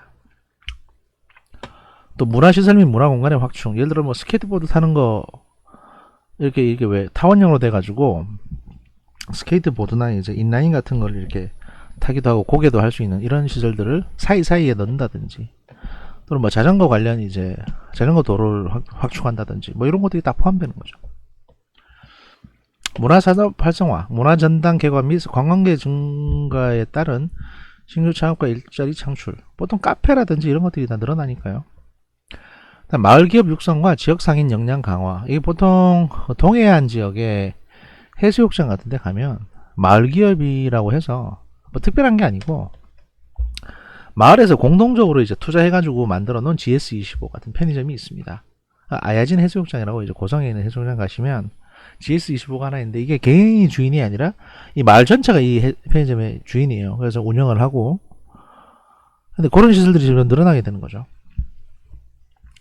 도시 공동체가 형성, 더불어 함께 사는 커뮤니티와 지역 문화의 활성화, 교육을 통한 도시재생 리더 양성, 뭐 재생 프로그램, 뭐 주민이 추진하는 마을 만들기 뭐 이런 게 있는데 이게 대부분 다 이제 에어비앤비나 또는 뭐 지역의 그 뭡니까 그 지역의 숙박 그게 에어비앤비구나. 예, 그런 것들 좀 에어비앤비 업자들이 와서 이제 업자라고 하기는 그렇지만 한두 명 와가지고 지역의 민박을 좀 현대화시켜서 어떤 낡은 건물 리모델링 해가지고 그걸 이제 그 에어비앤비용으로 만들게 되면 또 그런 사람들이 늘어나게 되면 자연스럽게 그 도시 자체가 이제 재생화되고 활성화되는 거니까요. 뭐 그런 식의 개념들을 얘기하는 거고요. 도시재생의 범위와 영역, 도시재생의 범위. 도시재생의 범위는 기존의 물리적 환경 정비 중심의 도시정비 사업뿐만 아니라 지속 가능한 기존 도시의 커뮤니티를 보존하고 지역 공동체를 활성화하기 위한 것을 얘기한다. 그러니까 도시재생에서 가장 중요한 게 뭐냐면 단순히 건물만 바꾸는 게 아니고 그 지역에 살고 있는 사람들을 다시금 그 지역에 살면서 뭔가 이제 좀 새로운 걸 통해서 발전할 수 있도록 도와주는 걸 말하는 겁니다. 예를 들어서 도시 재생이 아니라 도시 재개발이면 기존에 있는 사람들은 다 내보내고 새로운 사람들이 와서 사는 거죠. 이건 재생이 아니에요. 그냥 재개발이지. 개발은 새롭게 뭔가를 파내고 뭔가 새롭게 뭔가 일으킨다는 걸 말하는 거거든요. 근데 재생은 기존에 있는 사람들이 여기서 살아가면서 뭔가를 새롭게 얻는 걸 말하는 겁니다. 그게 도시 재생에서 가장 중요한 부분입니다. 다 뜯어 고친다 무조건 뭐 이게 아니라 거기 있는 사람들을 거기에 다시 살게 하는 거. 좀 더 이전과는 달리 편안하게 새로운 환경에서 그리고 발전하게 할 수 있는 거. 이게 도시재생의 가장 중요한 개념입니다. 보통 지역의 건설업자분들은 또는 지역의 정치인분들은 이 개념을 구분을 잘 못하십니다. 그래서 야 무조건 그냥 새로 짓고 새로 사람들 들어오면 예를 들어서 목포로 들어와서 사는 사람들은 목포 사람들이지 라고 생각을 해요. 근데 그 개념이 아니라는 겁니다. 도시재생은. 제가 지금 톤이 약간 달라졌죠, 그죠? 아까 이게 지금 새벽인데 지금 시간이 오전 7시입니다. 아까 제가 녹음을 시작했을 때가 새벽 5시쯤 됐었는데 쭉 하다가 자꾸 목도 마르고 또 책상 위에 떠놓은 물도 떨어지고 체력적으로 완전히 방전이 돼가지고 잠깐 멈춤해놓고 그래서 라면을 한 개 먹고 왔습니다. 지금 라면을 한 개 먹고 왔습니다. 그래서 여러분들 지금 못 느끼실 텐데 제가 중간에 라면을 먹고 왔어요. 그래서 약간 좀 텐션이 올라가 있는 상태입니다. 지금 쓰냉면을 하나 먹고 왔기 때문에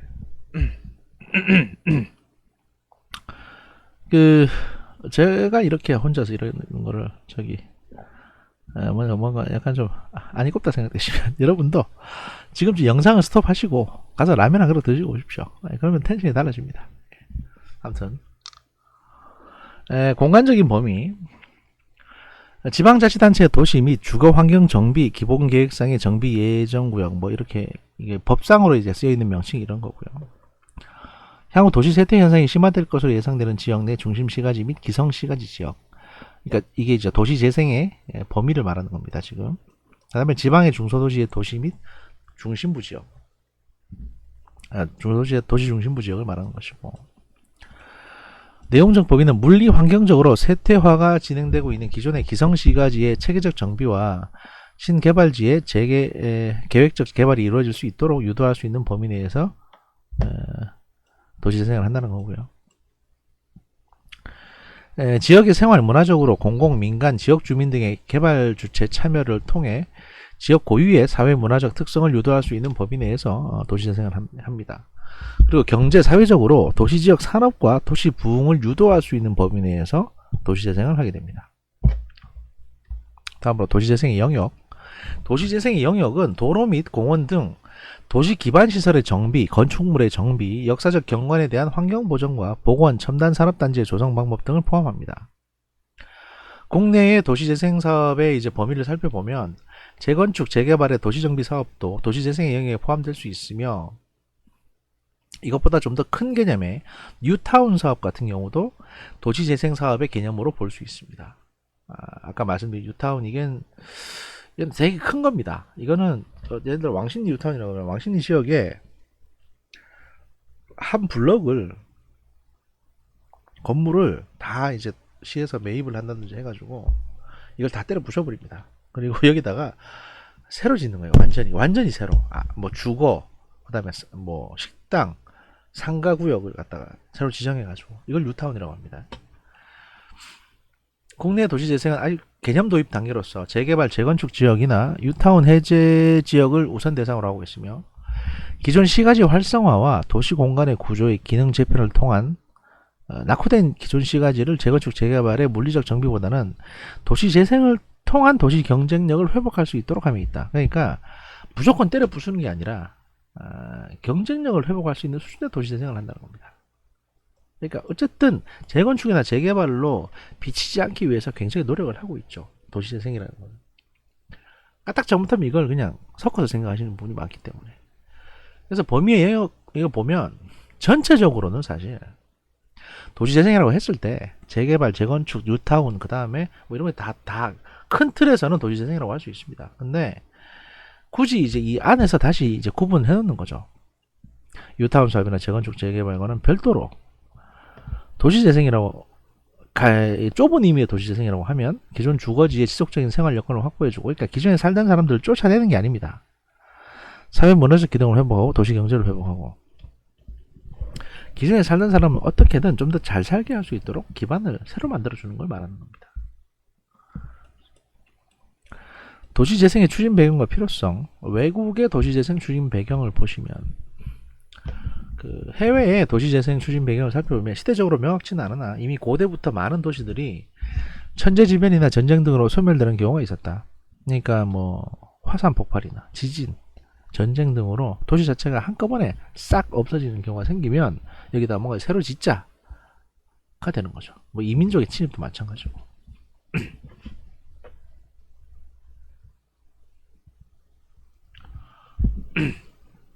반면에 외국의 많은 도시들이 성장 또는 쇠퇴의 과정을 거치면서 도시 재건이나 활성화 등을 통해 변화되어 왔으며, 산업혁명과 르네상스 시대를 거쳐 근대시대에 들어서면서 산업기술의 발전과 함께 도시의 성장도 함께 발달하게 되었다. 도시재생의 역사는 제2차 세계대전 이후 유럽 등 선진국의 대부분의 도시들은 인구 및 산업이 집중되면서 도시의 높은 인구 밀도와 노후한 도시 환경 등으로 도심 공동화 문제가 가속하게 되었고, 사실 이것도 이거지만 2차 세계대전으로 폭격으로 인해 가지고 많은 건물들이 없어집니다. 그러니까 한번 싹 쓸어내다 보니까 여기 뭔가 새로 지어야겠는데 거기에 대한 고민이 시작되는 거죠. 기존에 있던 대로 할 건지 아니면 뭔가 새로운 걸 해볼 건지. 이렇게. 또한 도심 산업 쇠퇴로 인한 실업 증가 현상으로 나타나게 되었다. 이러한 도심의 노후 문제를 해결하기 위해서 영국에서는 19세기 말부터 새로운 도시 운동이 시작되었다. 대부분의 선진국가들은 20세기 초에 와서 도시 외곽의 신도시와 위성도시 개발을 통해 도심의 인구를 외곽 도시로 확산하는 데 큰 역할을 하게 되었다. 그 결과 도심의 공동화 문제를 해결하기 위한 하나의 정책 수단으로 도시재생이 나타나게 되었다. 외국의 경우 특히 60, 70년대를 거치면서 선진국들의 교외로의 도시 확산은 더욱 가속화되기 시작했다. 왜냐하면 이게 이제 좀 살만해지니까 자동차가 생기잖아요. 도로망이 발달하고 자동차를 이제 개별적으로 갖게 되고, 또는 이제 대중교통이 발달하게 되면 조금 멀리 떨어져 살아도 상관없거든요. 괜찮거든요. 그러니까 이제 교외로의 도시 확산이 가속화되는 겁니다. 따라서 도심은 인구 유출과 고령화, 기반시설의 노후화로 더욱 쇠퇴하게 되었고, 산업시설의 교외 이전으로 인한 도심 공동화 현상은 더욱 가속화됩니다. 이 문제를 해결하기 위해서 각 지방자치단체와 중앙정부는 도심 재생을 위한 시가지 활성화 정책의 일환으로 도시재생 정책을 추진하게 됩니다. 국내 도시재생 추진 배경. 한국의 도시재생 추진 배경은 6, 70년대 집중 건설된 도시들이 노후화되면서 80년대에 들어와 지방도시들을 시작으로 대도시의 도심과 주거지의 쇠퇴가 시작되었고, 아파트가 낡아진다는 거예요. 건물하고. 예를 들어 상업 건물 같은 경우에는 지금 서울 지역의 낙원상가라든지 보시면 종로 인근에 있는 대부분의 상업 지역들이 되게 낡았거든요. 이걸 다 부수고 새로 짓냐, 아니면 이걸 어떻게든 리모델링을 해보냐, 이런 고민들에서 이제 하나하나 출발되는 거고요. 이를 해결하기 위해 주택 개량 사업이나 재건축 사업, 상가 재개발 사업을 중심으로 나타나기 시작했다. 90년대 신도시 개발로 인한 교외로의 대량 주택 공급과 산업시설 이전 등으로 도심 인구의 교외 유출로 도심의 공동화 현상은 더욱 가속하게 되었다. 그 결과 2000년 초부터 도심 쇠퇴와 공동화 문제를 해결하기 위해 도시개발 사업과 도심 활성화를 위한 다양한 도시재생의 사업들이 함께 시작되었다. 노후하고 쇠퇴한 주거지역이나 도심은 재건축, 재개발에 의한 전면 철거 방식으로 아파트나 주상복합이 획일적으로 개발되기 시작했다.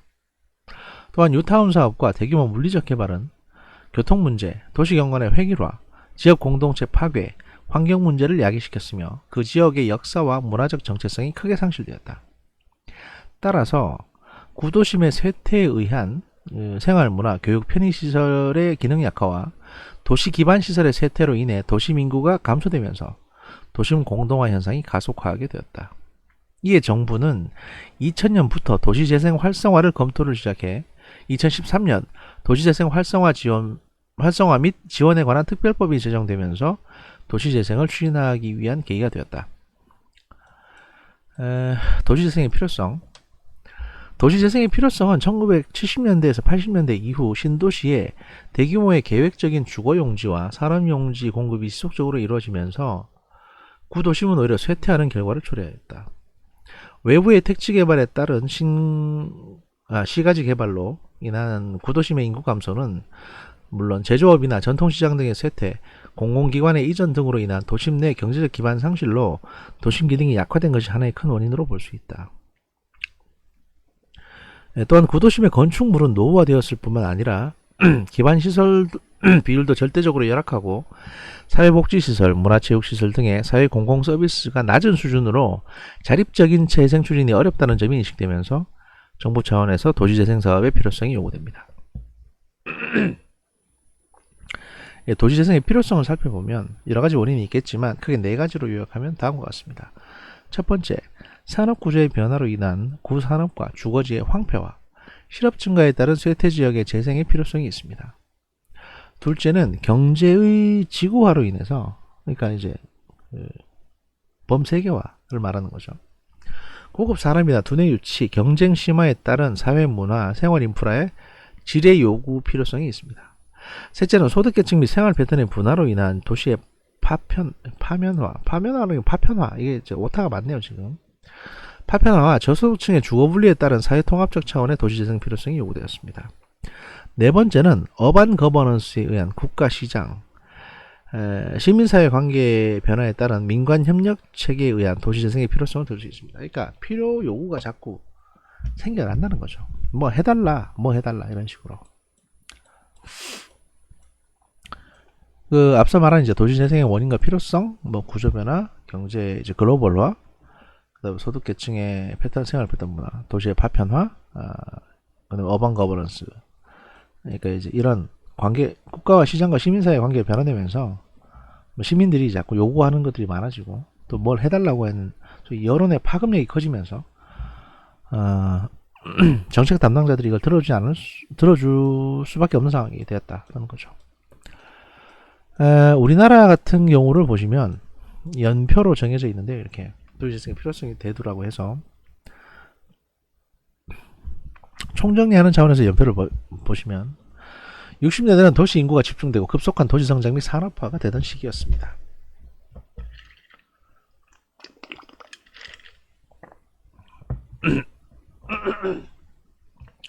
(1970년대는) 도시 집중이 억제되고 도시 근접 개발, 서울로 치면 이제 강남 같은 지역이 개발되는 시기였습니다. 80년대는 이제 선개발, 후계획. 그러니까 이제 먼저 일단 개발하고 계획은 나중에 세우는. 예를 들어서 이걸 어떻게 이걸 이거하고 다른 지역하고 연결시키고 하는 거는 나중에 이제 계획을 세우는 것들. 그러니까 폭발적으로 뭔가 막 지어지는 겁니다. 이걸 저는 보통 난개발이라고 하는데요. 돈이 되다 보니까 이런 일이 생긴 겁니다. 신시가지 개발, 상계동, 목동, 주택 보급률이 71%에 달하게 되고요. 90년대에 들어서면 이제 인구 감소가 시작됩니다. 그래서 강남, 강북이 역전되고 강남이 더 사람이 많아지게 되는 거죠. 그래서 강북 지역은 이제 점점 공동화 현상이 발생하기 시작합니다. 조금씩. 1기 신도시가 개발되고 주택 보급률이 85%에 이르게 됩니다.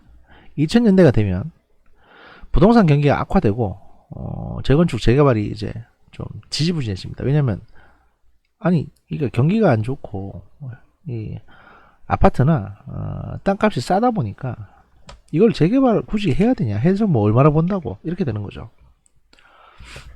그 다음에 2기 신도시가 개발되고 주택 보급률이 96%에 달하게 됩니다. 2000년대 중반이 되면 2005, 6년, 7, 8년쯤 될 텐데 지금으로부터 10년 전 주거 환경이 점점 노후화되기 시작합니다. 왜냐면 신도시도 사실은 20년이 되는 거거든요. 이쯤 되면. 그러면 녹물이 나오기 시작합니다. 아파트에서. 그러면 도시재생특별법이 만들어지고 도시재생 선도지역이 만들어지고 주택 보급률은 102%에 달합니다. 그러면 모든 사람들이 일단 집에 들어가 살고는 있어요. 그게 내 집이냐는 별개 문제지만 아마 이렇게 돼 간다는 겁니다. 좀 더 진행이 되면 좀 더 노후화 될 테고 그때쯤 이걸 이제 성장기로 가냐 다시 완전 악화기로 가냐의 선택의 여지가 있는데 거기서 도시 재생을 잘하면 이제 다시 성장을 할 수 있는 거고 아니면 그냥 곤두박질 쳐서 완전히 몰락하는 거다. 이걸 이제 아까 도표로 보여드렸었죠. 그 그래프로. 그렇게 되는 겁니다. 이게 이제 지금까지 이번 주에 했던 도시 재생에 관한 부분에 대한 강의였고요. 뭐 언제든지 궁금한 사항이 있으면요 주저하지 마시고 저한테 문자를 보내주시고요. 제가 아마 오늘 중으로 오늘이란다 내일 중으로 마지막 한 분까지 다 확보해가지고 연락처를 6분이 다 들어갈 수 있는 저 포함해서 그 카카오톡 단톡방을 하나 만들어서 여러분들을 초대하도록 하겠습니다. 꼭 들어와 주시고요. 네. 각종 공지라든지 이런 거를 그쪽을 통해서 할 거니까 많은 참여 부탁드립니다. 감사합니다. 그리고 이 강의에 대한 피드백도 좀 해주셨으면 좋겠습니다. 예를 들면 뭐 어떤 식의 진행 방식은 좀 불편하다라든지 또는 뭐 어떤 식의 어떤 내용은 어떤 거는 굉장히 괜찮은 것 같다라든지 이런 피드백을 좀 해주시면 제가 앞으로 이제 개선하는 데 도움이 좀 될 것 같습니다. 감사합니다. 다음 주에 또 뵙도록 하겠습니다. 좋은 주말 보내시기 바랍니다. 감사합니다.